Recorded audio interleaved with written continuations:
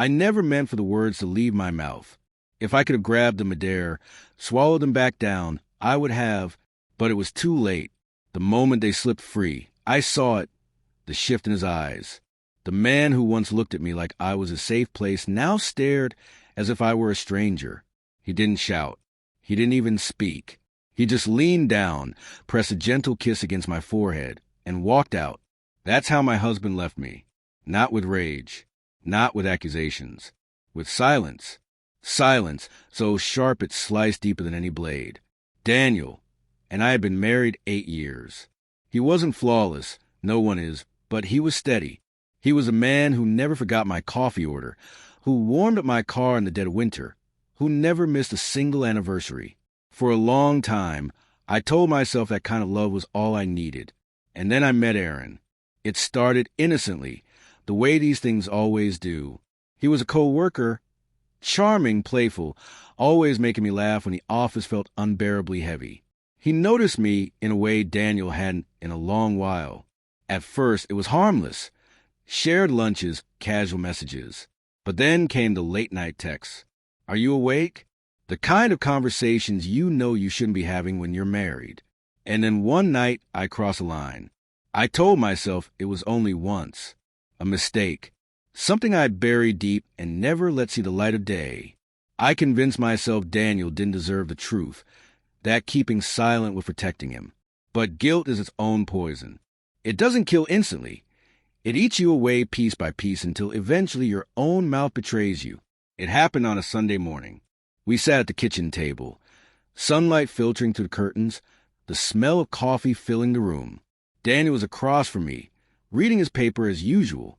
Everything looked so normal, achingly familiar, but inside I was breaking apart. He glanced up, smiled faintly, and said, "You're quiet today.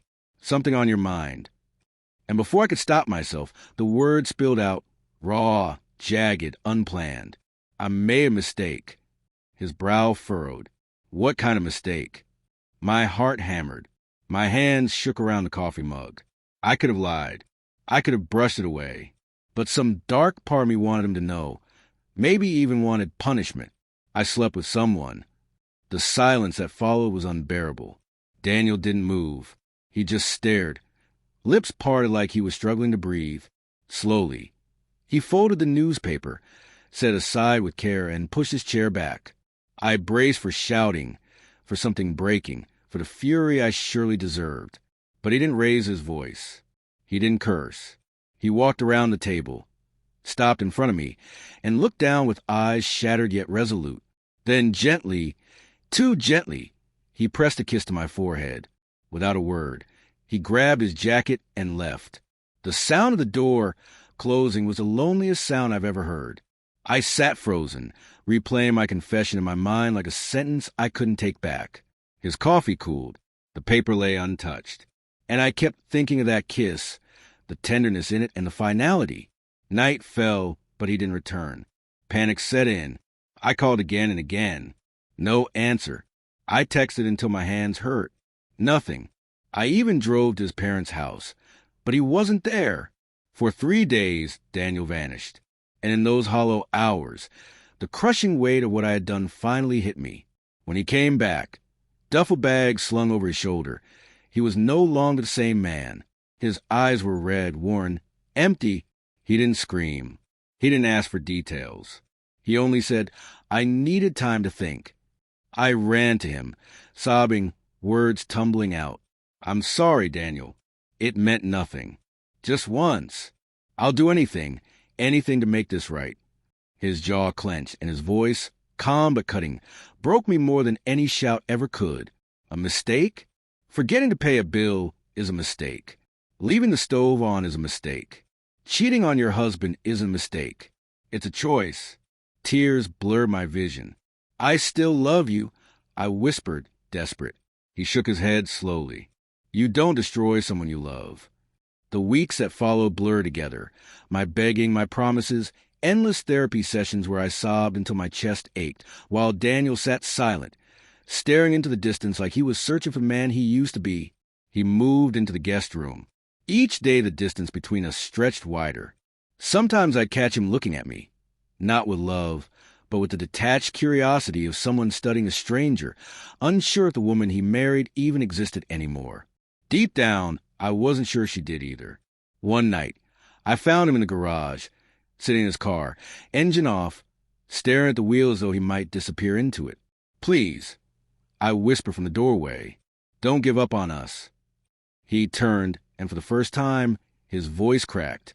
"Do you know what it felt like, Emily? Waking up every day believing I was enough for you, only to find out I wasn't. Tears burned my eyes. You are enough. You always were. I was the one." He lifted a hand, silencing me. "Don't. I can't keep trying to heal a wound you inflicted. Every time I look at you, I hear those words. I can't unhear them. You can't take them back." 2 months later, the divorce papers appeared on the kitchen counter, neatly placed. His voice was steady, almost gentle. "This isn't revenge. This is me surviving." I begged. I pleaded. I promised forever. But his mind was already made up. He kissed my forehead one last time, the same way he had the day he walked out. And then he left for good. It's been a year now.